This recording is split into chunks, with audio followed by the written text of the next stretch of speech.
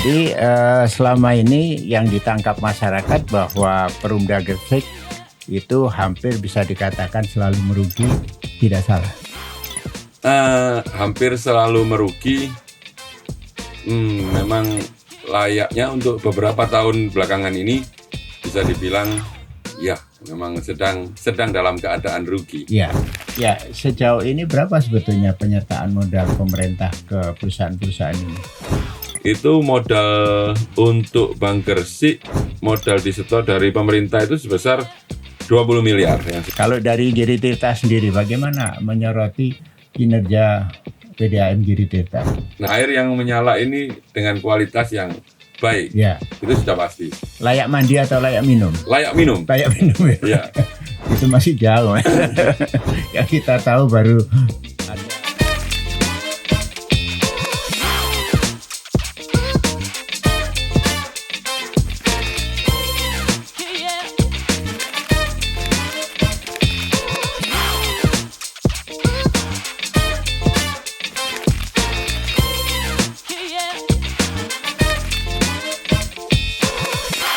Assalamualaikum warahmatullahi wabarakatuh. Kita jumpa lagi di podcast Ngopi Disik, ngobrol pagi dialog Gresik yang terus berbincang berkaitan dengan berbagai persoalan di Kabupaten Gresik. Kita selalu berinisiatif untuk memberikan edukasi kepada masyarakat kita supaya kota kita semakin baik di tahun-tahun yang akan datang. Dan hari-hari ini saya terus berbincang dengan teman-teman di Kabupaten Gresik, dan mereka yang merespon dengan baik tentu masih dari fraksi Partai Kebangkitan Bangsa Kabupaten Gresik. Mereka begitu welcome, mereka begitu menyambut baik undangan Ngopi Disik, dan kita tunggu juga dari partai-partai lain. Berharap di satu saat nanti mereka juga bisa berbincang di sini agar masyarakat kita semakin tahu bagaimana kerja dari anggota DPRD Kabupaten Gresik. Dan kali ini saya sudah ditemani oleh anggota Komisi 2 dari fraksi Partai Kebangkitan Bangsa DPRD Kabupaten Gresik. Saya hadirkan di sini Bapak Haji Dimas Setio Wicaksono SH-MKN. Assalamualaikum. Waalaikumsalam. Ya, kabar baik, Mas. Alhamdulillah. Selalu segar dan selalu bersemangat. Alhamdulillah. Ya. Insya Allah terus. Ya, sangat senang sekali anggota-anggota muda di DPRD Kabupaten Gresik punya kompetensi untuk terus memberikan pembenahan terhadap Kabupaten Gresik ini. Dan karena beliaunya pengusaha, maka kita berbincang tentang usaha-usaha yang ada di Kabupaten Gresik. Topik kita kali ini adalah Perumda. Rugi kok terus. Nah, ini yang perlu kita berbincangkan. Dan pemirsa, seperti kita tahu bersama, Kabupaten Gresik punya beberapa perusahaan umum daerah Perumda yang diberikan penyertaan modal oleh pemerintah Kabupaten Gresik. Tujuannya tentunya bagaimana supaya modal-modal itu bisa dikelola dengan baik dan nantinya akan bisa memberi pendapatan daerah Kabupaten Gresik. Cuman tentunya kita akan tahu seperti apa kondisi yang sebenarnya Perumda Gresik yang selama ini. Setidaknya ada 3 Perumda, yaitu PT Gresik Migas, PT PDAM Giri Tirta, dan PT Bank Gresik. Ya, Mas Dimas. Ya. Siap. Kondisi Perumda secara umum saat ini seperti apa sih sebetulnya? Kita berbicara di lingkup kota Gresik ini kan seperti Pak Saiko tadi bilang, ada 3 Perumda atau yang lebih familiar disebut BUMD lah. BUMD ada 3, yaitu Gresik Migas, terus PDAM Giri Tirta, dan Bank Gresik. Nah, ketiga Perumda ini ya memang berjalan dengan tidak mudah. Tidak mudah karena di sisi lain namanya perusahaan itu pasti juga ada kesan profit oriented. Harusnya seperti itu. Namun demikian, karena ini bentuknya Perumda dan melaksanakan penugasan-penugasan dari pemerintah daerah, maka kesan public service obligation-nya tidak dapat ditinggalkan. Ya. Maka dari itu memang tidak mudah dalam mengelola BUMD di Kabupaten Gresik. Ya. Terlihat dari performa yang disajikan ini memang sejatinya perlu ada peningkatan. Itu saja. Ya. Jadi selama ini yang ditangkap masyarakat bahwa Perumda Gresik itu hampir bisa dikatakan selalu merugi, tidak salah. Hampir selalu merugi. Memang layaknya untuk beberapa tahun belakangan ini bisa dibilang ya memang sedang dalam keadaan rugi. Ya. Dan itu tidak masalah karena BUMN pun rugi. Ya. Garuda rugi, Pertamina bilang rugi, Ya. PLN bilang rugi, semuanya rugi. Kenapa sih perusahaan-perusahaan pemerintah identik dengan kerugian? Kalau yang saya tangkap juga saya pernah merasakan beberapa tahun yang lalu saya ada di salah satu BUMN di Indonesia, itu memang karena penugasan ini itu rentan dengan yang namanya kerugian karena penugasannya begitu. Suatu contoh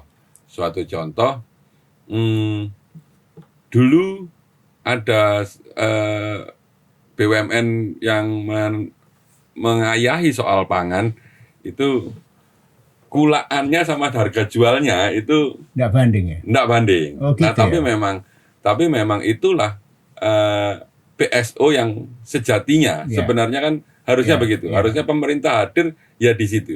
Begitu. Artinya demi menjaga kestabilan harga, pengendalian harga itu berarti mereka harus melakukan hal semacam ini.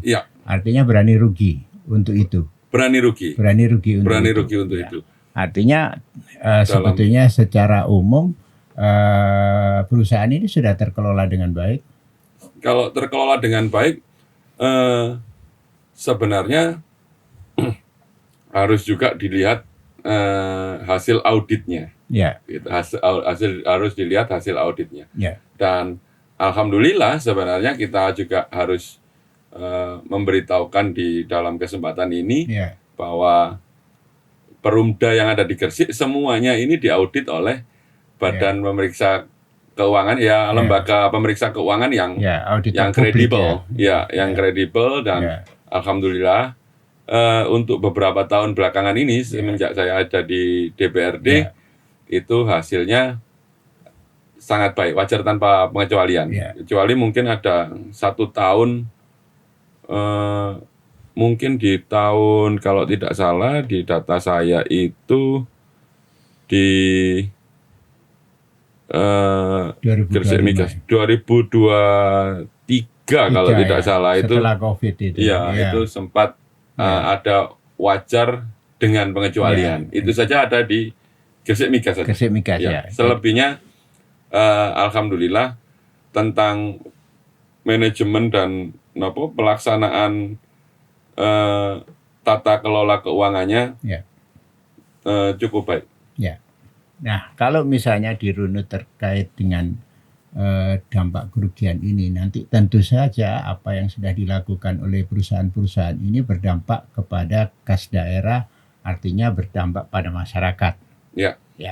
Kalau dirunut dari ini, sebetulnya sekalipun misalnya dimaksudkan sebagai perusahaan yang profit oriented, perbandingannya berapa sih antara PSO-nya dengan profit orientednya dari sebuah perusahaan semacam Perumda ini? Saya contohkan untuk di PDAM itu yang penugasan ini sepertinya prosentasinya sangat besar. Sangat besar bahkan mungkin sampai 80%. Jadi kita jelaskan terlebih dahulu ketika PDAM ini melayani air untuk rumah tangga yang komposisinya itu sekarang 80%, itu harganya sudah jauh di bawah harga belinya, harga pembuat air ini Kulaannya nggak nyocok ya. Iya, betul. Dan berdasarkan survei memang harga air yang ada di Gresik ini Ya. termurah untuk di Jawa Timur minimal. Termurah di Jawa Termurah. Timur ya. Termurah. Artinya Anda berpikir bahwa ini mesti ada koreksi harga. Ya, kemarin juga muncul dalam rapat-rapat di DPR, apakah ini waktunya untuk koreksi harga di air untuk rumah tangga? Ya, saya sendiri berpikir bahwa ketika hal tersebut diambil, otomatis kan dampak sosialnya juga cukup tinggi. Maka dari itu baiknya ini dilakukan seperti due diligence terlebih dahulu, begitu. Due diligence yang independen, jadi memang dari niatan bersama untuk memperbaiki kondisi keuangan PDAM dilakukan terlebih dahulu dengan ahli, dengan pakar-pakar, baik itu secara keekonomian, baik itu secara politis, baik itu secara hukum. Ini yang penting untuk dilaksanakan, saya pikir. Kenapa tidak pernah saya dengar bahwa di perusahaan-perusahaan itu mesti melakukan efisiensi? Kalau kita tahu bahwa dulu kita kalau naik pesawat itu ada snack dan air minum, di beberapa pesawat sekarang demi supaya murah tiketnya, mereka hanya memberi air minum saja. Artinya efisiensinya besar-besaran di perusahaan penerbangan. Kenapa perusahaan-perusahaan daerah ini tidak melakukan efisiensi yang cukup kuat untuk paling tidak menjadikan mereka lebih liquid? Ya, saya pikir di era belakangan ini, di era-era 2025 kemari ini, itu memang efisiensi sejatinya sudah menjadi suatu kewajiban. Saya yakin 3 perusahaan ini sudah melakukan yang namanya efisiensi dengan caranya. Dengan caranya. Mungkin tidak dipublish, tapi pasti ketiga perusahaan ini melakukan efisiensi yang sangat signifikan gitu. Ya, sejauh ini berapa sebetulnya penyertaan modal pemerintah ke perusahaan-perusahaan ini? Ketika dibilang penyertaan modal ini, saya tidak mencatat secara detail untuk keseluruhan. Hasil auditnya tidak ada. Hasil audit tidak dilampirkan ke kami, cuman ada beberapa catatan saya di Dewan yang saya note. Itu modal untuk Bank Gresik, modal disetor dari pemerintah itu sebesar 20 miliar yang sudah disetor. Nah, itu pun juga alhamdulillah Bank Gresik hari ini dari 2 tahun kemarin, tahun 2024 dan 2025 itu sudah mencatat, sudah memberikan dividen Pak kepada pemerintah daerah. Meskipun hasilnya juga belum seperti yang diharapkan kebanyakan masyarakat Kabupaten Gresik, tapi setidaknya dari kesulitan-kesulitan yang dihadapi Bank Gresik itu beliau bisa bergeliat dan memberikan dividen kepada pemerintah daerah Kabupaten Gresik. Mungkin angkanya kalau misalnya bisa disebutkan di tahun 2024 itu hampir 500 juta dan naik di tahun 2025 sekitar 870 juta. Ya, sekalipun itu malu kalau menurut ilmu ekonomi bisnis ROI jauh untuk bisa dipenuhi kan begitu. Kan? Rollover investmentnya tidak ketemu gitu loh. Terlalu kecil gitu. Iya kan. Tapi setidaknya ini kita anggap sebagai bank yang sehat kan begitu. Ya. Kalau di Migas ada enggak catatan terkait berapa sebetulnya yang sudah diberikan penyertaan modalnya? Untuk di Gresik Migas ini, catatan saya di 2024 itu sempat ada catatan laba sekitar 615 juta. 615 juta. Namun tidak disetor kepada pemerintah sebagai dividen. Jadi dicadangkan sebagai investasi. Terus kalau kita flashback sedikit di tahun 2023 itu padahal sempat memberikan dividen sebesar 1 miliar ke Pemda. Oh gitu ya. Begitu. Untuk 2025 ini kemarin memang Gresik Migas belum dapat memberikan suatu yang indah, jadi mencatatkan kerugian sebesar 2,3 miliar untuk 2,3 miliar. untuk kerugian operasional. Namun itu juga yang besar itu adalah dari nilai penyusutan, Pak. Nilai penyusutan. Nilai penyusutan. Jadi pencatatan nilai penyusutan ini Ya, menyumbangkan kerugian yang cukup banyak Ya. untuk Gresik Migas. ya. Oke, baik. Kalau bicara Gresik Migas sejauh ini kinerjanya seperti apa? Selain kalau kita lihat dari hasil audit publik yang sudah diterbitkan. Ini Gresik Migas ini saya coba catat-catat, memang kita berbicara soal apa sih yang dikerjakan Ya, Gresik Migas ya. gitu. Itu dulu yang Artinya nyaris apa yang dikerjakan Gresik Migas itu terlepas dengan PSO, kan begitu? Kecil sekali nilai PSO-nya. sebenarnya kalau sekarang ini sudah mengarah ke PSO, Pak, karena ada beberapa penugasan, yaitu pembuatan Pompa bensin, SPBUN. ya, SPBUN ya, ini kan oke. juga dengan modal yang cukup Ya, besar. ya. Ini juga ada 3 yang dikuasai Ya, Gresik Migas, Ya. yaitu di Camporejo, ya, Lumpur, dan Ujung Pangka yang masih rencana ya, nih. ya. Yang masih rencana ini Ya. yang menyumbang kerugian karena menurut catatan yang diberikan itu Ya. nilai kontraknya ini jalan terus, sedangkan hasilnya belum ada. Oh, Gitu. begitu ya. Ya, jadi masih dalam taraf pembangunan dan modalnya belum terkumpul, Pak. Ini kasihan sebenarnya Gresik Migas dalam hal ini. Nah, artinya di sekecil kelas toko modern aja yang kita lihat di sehari-hari di dekat-dekat kita, itu selalu ada sigi, ada survei liabilitas di mana mereka bisa membuka usaha setelah tahu betul profitnya bisa dilihat. Ya, Apakah ini tidak dilakukan oleh teman-teman Gresik Migas? saya kemarin juga menanyakan tentang, ya mudahnya itu kita bicara tentang bisnis plan. Ya, So, bisnis itu plan-nya, ya. business plan termasuk juga visibility studies Ya. dari suatu ekspansi usaha ini kan juga sudah dibikin. Cuman memang penyertaan modal yang tidak sesuai dengan targetnya ini membuat semuanya mungkin menjadi mundur. Ya. Itu yang jadi Target dalam artian nilainya atau waktunya? lebih ke waktu, karena kemarin itu sebenarnya di akhir tahun akan ada suntikan tapi memang tidak bisa terrealisasi. Iya. Begitu. Jadi masalah waktunya ya. Ya, Waktu pencairan dari penyertaan modal Betul. itu yang membuat kinerjanya jadi terseok-seok. ya. Kita kembali lagi sedikit untuk apa sih yang dilaksanakan oleh Gresik Migas ini Iya, tadi. iya.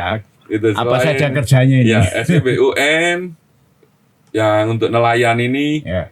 yang kedua Pertasop di Pemkap, yang Ya. ketiga itu gas metering station, itu Ya. sebenarnya menyewakan saja Ya. alat yang ada, lalu Ya. ada sumur tua, ada 3 titik di beberapa kawasan di Kabupaten Gresik, namun masih saya lihat belum ada apa ya, action yang Ya. mantap. Ya. Saya sempat menanyakan hal tersebut kepada Ya.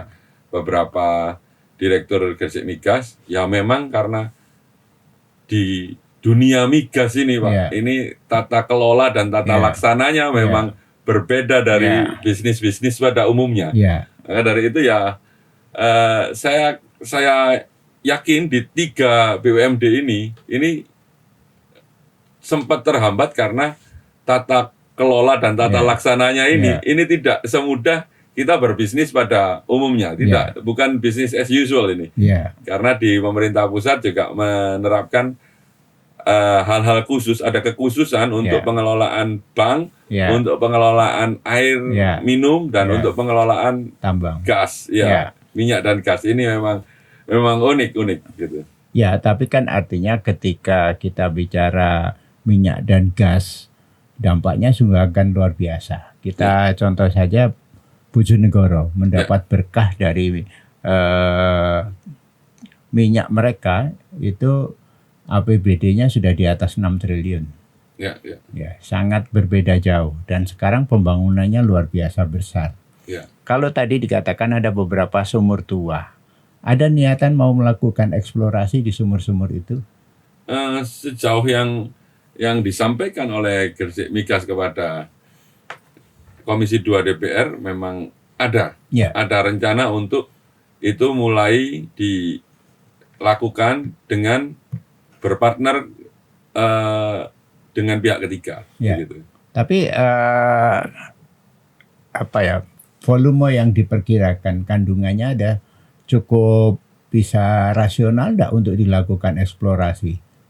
Untuk kandungannya, karena saya juga tidak dibekali dengan kemampuan untuk menghitung itu, tapi dari surveyor dan mungkin dari SKK Migas kalau tidak salah itu menyatakan bahwa kandungan yang ada di sumur di Giri yang Lengawangi. Lengawangi atau Sekar Kurung gitu, itu tekanannya dan stoknya masih luar biasa. Oh begitu ya. Jadi minyaknya ada, gasnya ada. Minyak Pak. Minyak aja. Minyak. Minyak yang ini luar biasa. Iya. Gitu. Minyaknya luar biasa. Ya. Tapi biaya eksplorasinya ya juga luar biasa. Betul. Ya. Betul. Artinya ini sudah masuk bisnis plan mereka atau hanya masih omon-omon? Kemarin paparan dari Gresik Migas ini sudah masuk dalam bisnis plan Gresik Migas untuk ke depannya. Semoga di beberapa tahun ke depan ini bisa terlaksana agar Gresik Migas jadi lebih sehat. Strateginya kembali apakah butuh penyertaan modal atau menggandeng pihak ketiga yang 100% tanpa mengambil APBD? Kalau yang disampaikan oleh Gresik Migas ini lebih ke menggandeng pihak ketiga, menggandeng pihak ketiga. Jadi Gresik Migas di sini memang suatu badan usaha badan hukum yang harus digandeng oleh petambang ini. Ini berdasarkan aturan-aturan dari pemerintah pusat memang harus begitu. Untuk eksplorasi minyak dan gas itu harus menyertakan minimal koperasi atau perumda yang membawahi hal tersebut, misalnya gas atau minyak. Gitu. Tapi tidak sampai pada skala konsorsium, harusnya seperti itu. Kalau dari kandungan yang ada dan lain sebagainya, bisnis plan mereka, apakah mereka harus menggandeng perusahaan private atau konsorsium? Sepertinya akan cuman menggandeng perusahaan private saja karena titiknya juga tidak banyak dan mungkin kebutuhan untuk eksplorasi tersebut karena sebenarnya dari zaman Belanda sumur ini sudah ada gitu. Tinggal sedikit memodifikasi untuk itu bisa berjalan dengan baik. Tapi rencana mereka apakah hanya mengambil minyaknya saja atau termasuk mengelolanya di Gresik ini? Kalau mengelola sejauh yang saya baca itu tidak bisa jadi langsung dijual ke Pertamina kalau tidak salah. Dalam root oil jadi minyak mentah untuk minyak mentah yang langsung dijual. Oke. Baik. Secara umum itulah yang dikerjakan oleh Migas. Saya bergeser ke PDAM Giri Tirta. Sejauh ini kinerjanya seperti apa? Yang jelas ketika saya ajak bicara di podcast memang laporannya rugi karena beberapa hal yang tidak bisa dihindari. Tapi kalau PT Gresik Migas sudah pernah saya undang, namun masih belum berkenan hadir waktu itu. Oh iya. Kalau dari Giri Tirta sendiri, bagaimana menyoroti kinerja PDAM Giri Tirta? Nah, kita soroti Giri Tirta ini dari sisi penugasan terlebih dahulu. Dari sisi penugasan, masyarakat di Kabupaten Gresik ini ingin air ini menyala 24 jam. Yang pertama. Yang kedua, air yang menyala ini dengan kualitas yang baik. Itu sudah pasti. Layak mandi atau layak minum? Layak minum. Layak minum ya. Itu masih jauh. Yang kita tahu baru ada teh atau es coklat yang kita terima di beberapa tempat. Ada beberapa sambatan begitu. Ini yang saya amati dari sebelum saya menjadi anggota DPR sejak saya menggunakan PDAM untuk rumah saya sendiri. Nah, ini kan memang harus diakui ada peningkatan walaupun itu sedikit-sedikit. Harus diakui bahwa PDAM ini berbenah dari tahun ke tahun. Dari kondisi awal. Dari kondisi awal. Iya. Jadi air ini juga dulunya mungkin nyalanya malam, sekarang mungkin siang juga waktu nyalanya lebih panjang. Iya, waktu menyalanya lebih panjang. Lalu kualitas airnya juga membaik. Membaik karena mungkin ada beberapa sumber yang memang airnya juga baik begitu. Atau jangan-jangan hanya rumah sampean yang airnya baik. Karena mereka tahu sampean anggota DPRD. Nanti kalau bukan ke pejabat lain lagi mutunya. Ya memang ada beberapa rumah untuk yang menyalur di keluarga saya itu sama kualitasnya ya begitu. Tapi memang saya memakai sistem tandon, jadi ketika sudah di tandon nanti memang namanya air ini terlihat coklat, nanti endapannya itu kan ditunggu sedikit nanti dia mengendap. Cuman ya memang enggak bisa kayak sumber air pegunungan yang asli itu ya memang sulit karena di sini bahan baku airnya juga air dari BGS dan mungkin dari Umbulan itu yang kami rasakan sebagai konsumen PDAM juga begitu. Beberapa pemirsa juga menyoroti, memberi komentar PDAM ini kalau kerugiannya tinggi bukan hanya sekedar karena disparitas nilai beli dan nilai jual, tapi karena nilai kebocorannya sudah mencapai 30%. Ya. Ini make sense lah. Betul-betul tidak bisa diterima akal sebanyak itu nilai kebocorannya. Betul. Saya juga menyoroti tajam itu di awal-awal saya menjabat sebagai DPR, itu saya soroti secara khusus dan tajam bahwa kebocoran air atau yang lebih dikenal dengan NRW, non-revenue water, itu cukup tinggi. Tapi setelah kami amati terus dan kita concern ke situ, ternyata dari tahun ke tahun ini pengurangan non-revenue water yang dilakukan oleh PDAM ini luar biasa, Pak. Menurun jauh sekali. Begitu. Sekarang berapa? Kalau sekarang hitungannya berapa? Kalau tidak salah kemarin itu penurunan NRW-nya 6%. 6%. Iya. Untuk NRW turun dari angka itu ke angka yang sekarang itu sudah di atas target. Gitu. Saya ingat 2024 nilainya masih 30%. Mungkin lebih, Pak. Sekarang sudah tinggal 20-an% ya berarti. Kalau turun sampai 6%. Iya, saya tidak ingat angka yang diberikan, cuman penurunannya itu sekitar segitu kemarin itu. Ya, jauh lebih besar dari target yang ditetapkan tentang non-revenue water. Apakah tidak mungkin bahwa itu bisa ditekan jauh sampai di bawah 10%? Di beberapa PDAM di kota-kota lain bisa cukup kecil nilainya. Iya, nah saya juga sudah pernah mendalami hal tersebut. Ternyata banyak sekali titik-titik pipa yang ada di Kabupaten Gresik ini. Pipanya terbuat dari steel dan ini umurnya sudah tua.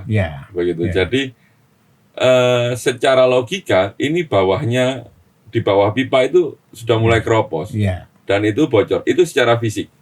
Namun tidak berhenti di situ, karena misalnya itu kan harus ada investasi baru untuk mengganti pipa, mungkin menjadi HDPE atau steel kembali. Tapi apakah kebocoran ini hanya sampai di kondisi fisik saja? Ternyata tidak, gitu. Kebocoran untuk administratif ini juga perlu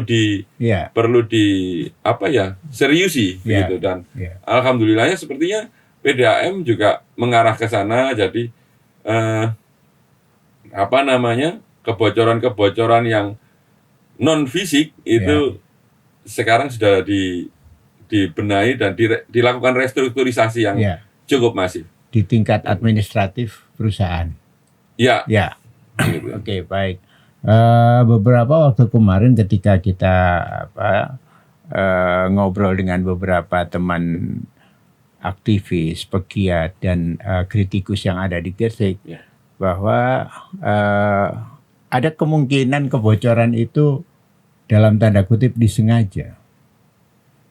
ketika itu pertanyaan itu dilontarkan, kami juga tidak bisa menjawab hal tersebut dengan gamblang karena Ya. bukti-bukti untuk itu Tidak ditemukan faktanya. Ya, Itu yang memang sulit. Tapi memang seperti kekeliruan pencatatan Ya. itu kan menjadi suatu suatu hantu yang Ya. cukup menyeramkan Ya, gitu. ya. Beberapa tahun yang lalu ada juga seperti itu karena pencatatan sudah lama tidak dilakukan, tahu-tahu tagihan Mendolmuri. PDAM-nya ya naiknya bisa Tinggi. 300%. Itu Ya. kan ya suatu yang perlu diantisipasi di kemudian hari. Ya. Tapi Pak, ada satu catatan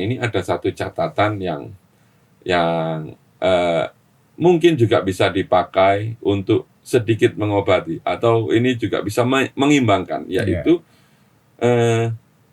untuk perusahaan-perusahaan yang ada di Kabupaten Gresik. Ya. Ini kami dari DPRD Kabupaten Gresik sebenarnya ingin mengajak perusahaan-perusahaan yang ada di Kabupaten Gresik untuk menggunakan air PDAM. Karena sejauh yang saya pantau dan saya lakukan observasi, itu banyak yang memakai air permukaan atau air bawah tanah, walaupun itu juga diperbolehkan, tapi untuk kita membangun Gresik ini, kita butuh perusahaan-perusahaan yang mau untuk membeli produk Gresik sendiri. Ya, artinya diminta komitmennya perusahaan-perusahaan ini untuk menggunakan produk dari Giri Tirta agar setidaknya punya kontribusi membangun Gresik bersama. Betul. Tapi perusahaan kan mikirnya kalau dia ambil air permukaan cukup bayar retribusi. Kan begitu. Ya. Sejauh ini terkontrol enggak retribusinya untuk air permukaan itu? Karena banyak yang menceritakan bahwa ketika perusahaan itu punya 5 sumur, paling yang didaftar 1. Yang saya dengar dan isu yang bergulir di masyarakat memang seperti itu. Ya. Cuman lagi-lagi kita tidak punya fakta yang cukup untuk membuktikan bahwa itu benar terjadi. Tidak pernah terbesit dari teman-teman Komisi 2 untuk setidaknya melakukan survei, sidak, untuk melihat praktek dari pengambilan air permukaan ini. Setidaknya dengan itu maka diharapkan ada kesadaran mereka untuk membayar retribusi lebih banyak dari yang seharusnya gitu. Nah, ini sepertinya kami di Komisi 2 juga dapat ide baru nih dari podcast Ngopi DC ini. Jadi insya Allah semoga ini bisa dilaksanakan. Pak Saiku. Jadi itu sepertinya akan menjadi langkah yang baik untuk. Karena bisikan itu kepada redaksi informasinya masuk cukup banyak. Mengatakan ada perusahaan-perusahaan hanya mendaftarkan 1 sumur saja, sementara mereka punya beberapa titik yang lain. Dan itu pun dalam pemikiran saya, apakah benar sudah dipasang meter yang sebenarnya sehingga setiap bulan tahu berapa kubik yang diambil. Jangan-jangan meter itu juga nggak pernah diperiksa. Nah ini kan susah ini nanti. Betul.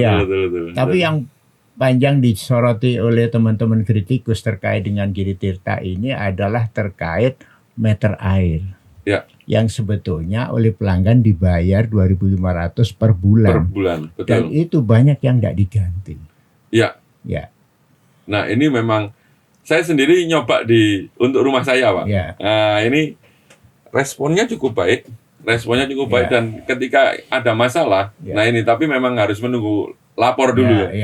Ketika ada masalah, kok meter saya seperti ini sih gitu. Nanti segera PDAM datang untuk langsung mengganti. Catatannya pejabat dia. Masyarakat belum tentu ini. Tapi memang saya tanya, ketersediaan meter ini apakah cukup begitu? Apakah cukup untuk seluruh masyarakat pelanggan PDAM di Kabupaten Gresik? Ya memang ini akan dilakukan bertahap. Kata direktur di PDAM, ini diadakan secara bertahap dan diganti secara bertahap. Memang itu hak dari pelanggan PDAM. Sejauh ini berapa persen yang sudah diselesaikan oleh mereka? targetnya ini 30% per tahun. 30% per tahun. Iya. Jadi dalam 3 tahun setengah lah paling tidak semuanya sudah berganti baru. Iya. Oke, baik. Padahal umurnya sudah sangat tua itu. Betul, Padahal betul. mestinya kan umurnya cuma 5 tahun harus berganti. Iya, karena Iya. kalau misalnya meteran itu tua, biasanya akurasinya ini juga rendah. rendah, Iya, begitu. iya. Dan akhirnya mungkin air yang masuk ini deres, Iya. tapi meterannya Meterannya pelan. sedikit. Nah, Nah, tambah rugi sudah siapa subsidi, yang rugi? tambah rugi lagi. Itu yang jadi Iya. ketakutan tersendiri ini. Ya, oke, baik. Jadi dalam kesimpulan kita, kalau PDAM itu rugi bisa dimaklumi. Ya, Karena lebih banyak Menjalankan menjalankan tugas untuk memenuhi kebutuhan air masyarakat. Ya. Dan harganya jauh lebih murah daripada harga belinya. dan itu Ini tadi Pak ada catatannya. titipan tadi, sebaiknya Baiknya perusahaan-perusahaan perusahaan-perusahaan Betul. ngambil PDAM. Ya. Jangan ngambil air tanah gitu. Ya. Ya. Karena dengan PDAM setidaknya perusahaan punya kontribusi untuk bareng-bareng membangun Gresik. Betul. Jangan sampai Gresik dilupakan. Ya. Nah, kalau di Gresik aman, tentram, duitnya banyak, pemerintahnya, perusahaan pasti juga ikut menerima kesejahteraan. Betul. Gitu ya. Akhirnya insentif ini Ya, bisa diberikan ya. kepada pelaku-pelaku usaha yang lain. kan Cair begitu. terus, cair Cair terus. Ya. Oke, baik, Mas Dimas. Ya. Kita bergeser ke Bank Gresik. Seperti apa yang dilakukan oleh Bank Gresik? Seperti layaknya bank, memang Bank Gresik ini juga pastinya hidupnya ini dengan menyalurkan kredit. Ya, ya. Dan beberapa tahun yang lalu itu memang sempat ramai, kenapa sih Bank Gresik ini tidak menyalurkan kepada UMKM dengan tanpa jaminan dan lain sebagainya. Itu juga yang hal tersebut sudah dilakukan akhirnya. Oh gitu ya. Hal tersebut Setelah sudah dimunculkan Perda, Ya, kredit lunak bagi UMKM. Iya. Tapi mungkin hasilnya tidak maksimal karena non performance loan yang cukup besar itu ternyata masih besar ya? timbul Dari UMKM. Iya, Oh, begitu. luar Jadi biasa. menurut keilmuan yang saya pelajari, ini kan bank ini juga mempunyai prinsip kehati-hatian yang ini juga diawasi oleh OJK dan itu baiknya ya ditelaah kembali tentang apa kemudahan-kemudahan yang diberikan Bank Gresik, dikasih promo tapi ojo ngawur promonya gitu. Dan apa namanya, untuk memberikan kredit kepada seseorang pastinya harus dicek dulu reputasinya. Karena reputasinya.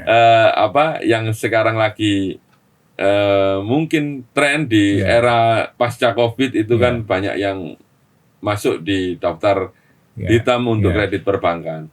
Nah ini juga akhirnya Pak Saiku ini berdampak juga, berdampak. Selain Bank Gresik ini sudah pasti memberikan bunga di atas bank-bank himbara, sudah pasti ini. Gitu. Lalu masih menghadapi hal seperti itu. Dan Nio kesulitannya ini gimana gitu?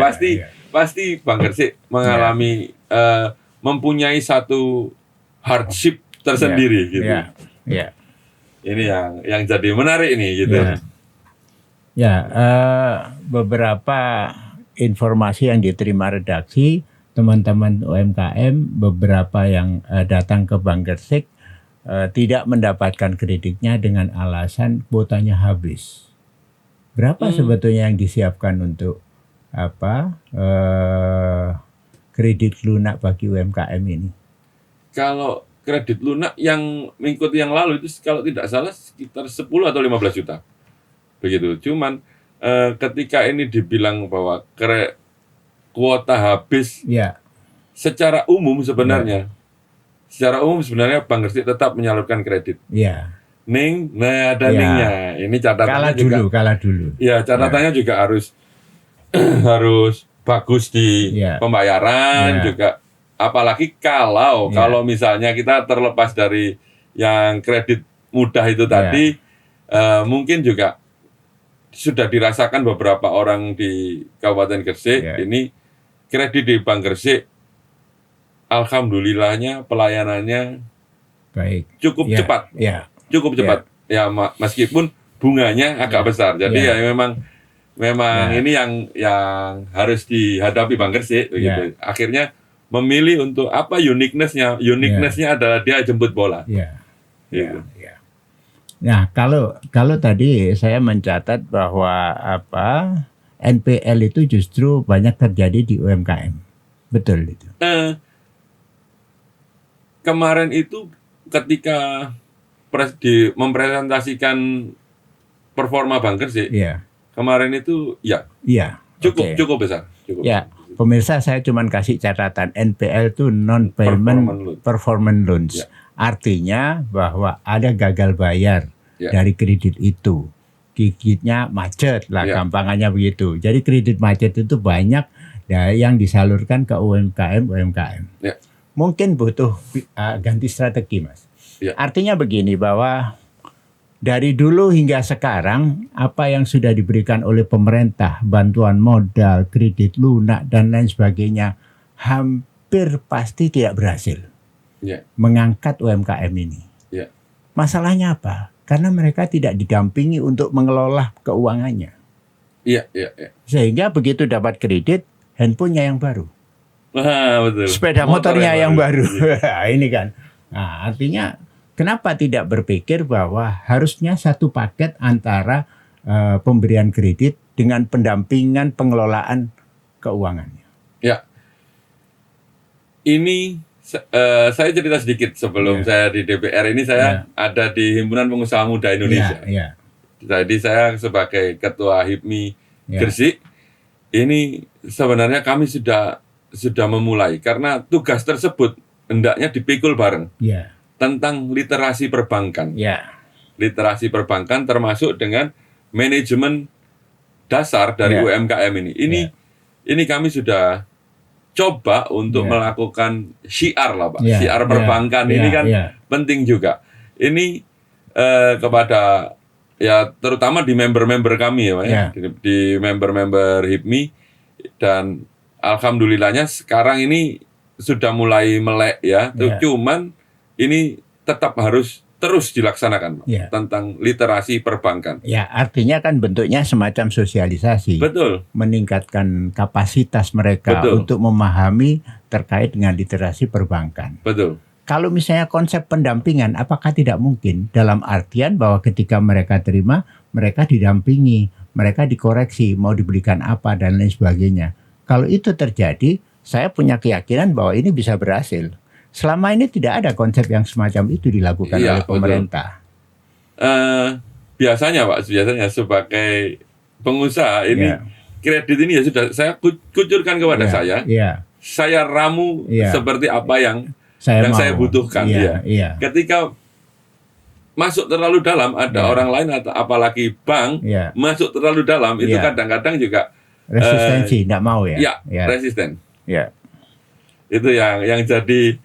Artinya konsep-konsep semacam ini tidak memungkinkan untuk diterapkan. Kalau toh tidak bisa diterapkan, dalam artian ini akan terus bergulir bahwa kegagalan-kegagalan bantuan pemerintah untuk bisa meningkatkan kelas UMKM kita.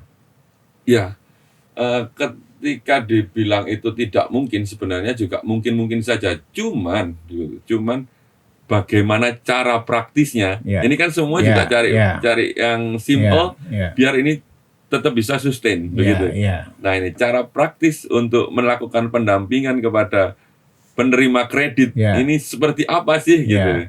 Mungkin kita juga perlu belajar di tempat lain, di tempat manapun yang sudah melaksanakan hal tersebut. Cuma memang kadang-kadang yang sudah sukses.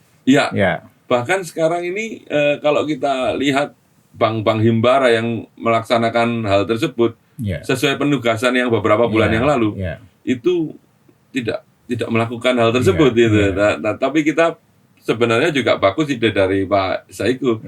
Ketika kita ada langkah yang lebih maju, kenapa tidak gitu. Tapi kita memang butuh masukan, masukan. Karena kita amati bahwa selama ini apa yang sudah dikerjakan oleh pemerintah sekian banyak, dikucurkan bantuan modal, kredit lunak dan lain sebagainya, saya lihat efektivitasnya kecil sekali. Yang berhasil itu kecil sekali. yang dapat bantuan pendampingan oleh pemerintah yang berhasil saya melihat cuma satu, Muzana. Ya. Di luar itu tidak ketemu, Mas. Kenapa yang lain tidak bisa ngikut seperti itu? Ya. Kan begitu yang saya lihat ya. Nah, ini juga jadi PR tersendiri. Ya, harusnya jadi pemikiran bersama dan bahwa jadi pemicu. Iya, kenapa selama ini yang sudah begitu banyak effort yang dilakukan oleh pemerintah tidak banyak hasil secara efektif untuk bisa meningkatkan UMKM kita. Ya, sekarang kita bergeser ke bagaimana cara membenahi carut-marut yang kita bicarakan dari tadi, persoalannya sekian banyak. Kira-kira dimulai dari mana untuk membenahi ini? Kalau kemarin ini saya suarakan juga di depan rapat resmi untuk seluruh anggota DPR, ini saya beride untuk masing-masing BUMD melakukan due diligence.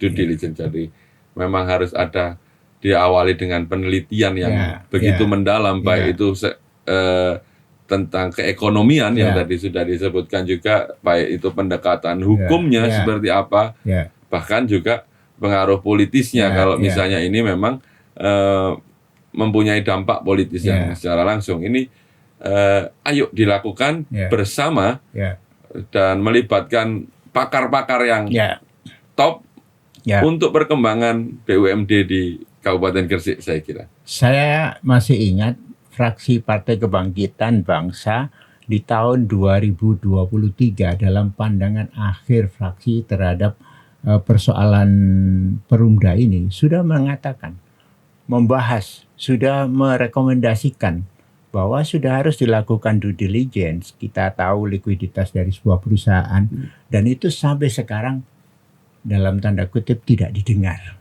Iya, artinya tidak ditindaklanjuti gitu loh. Kita tidak tahu kira-kira kenapa sih mereka tidak menindaklanjuti hal-hal yang semestinya menjadi jalan untuk bisa meraih kesuksesan dari pengelolaan Perumda kita. Nah itu berarti kita juga sebagai member dari fraksi Kebangkitan Bangsa ini, kita terus dorong hal tersebut karena hal tersebut itu hal baik, hal baik dengan maksud dan tujuan yang baik untuk kemajuan Perumda yang ada begitu. Dan saya sendiri mungkin ada beberapa senior saya di Komisi 2 itu beberapa kali mulai melakukan hard selling, Pak, kepada perusahaan-perusahaan. Itu ketika kita mungkin ada kunjungan kerja dalam daerah sidak begitu, kita mulailah memperkenalkan dan ini yang perlu terus ditingkatkan. Kalau misalnya kita bisa bantu jual, kenapa enggak gitu? Oke, menarik sekali. Nah, kalau toh itu sudah kita mulai pembenahan, optimis kira-kira ada hasilnya? Kalau misalnya pembenahan ini dilakukan step by step-nya juga sesuai dengan timeline, saya optimis. Kalau masyarakat menanyakan, sampai kapan persoalan Perumda ini selesai? Ketika pertanyaan itu muncul, namanya suatu perusahaan, Pak. Sampai kapan persoalan muncul? Sampai dengan perusahaan ini tutup, Pak.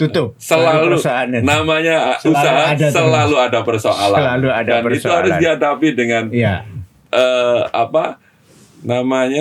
inovasi-inovasi yang baru. Saya berharap 3 BUMD Kabupaten Gresik ini selalu membuat inovasi positif yang gunanya untuk perkembangan BUMD di Kabupaten Gresik. Menurut sampean ketika Perumda ini orangnya cukup bisa punya inovasi untuk bisa melakukan perbaikan terhadap kinerjanya? Saya sebagai pengamat itu tidak terlalu mengamati siapa yang ada di pucuk pimpinannya. Tapi bagaimana sistem yang dibentuk selama ini untuk bisa mencapai goals-nya. Jadi siapapun yang ada di pucuk pimpinannya harus bisa menerjemahkan hal tersebut. Dari ketiga ini, mana yang sebetulnya sistemnya sudah terbentuk dengan mantap? Ketika dibilang sistemnya terbentuk dengan mantap, mungkin kalau berdasarkan hasil yang dibuat, yang sudah dilaksanakan, Bank Gresik harusnya juga sudah menjadi satu BUMD yang mantap nomor satu ya.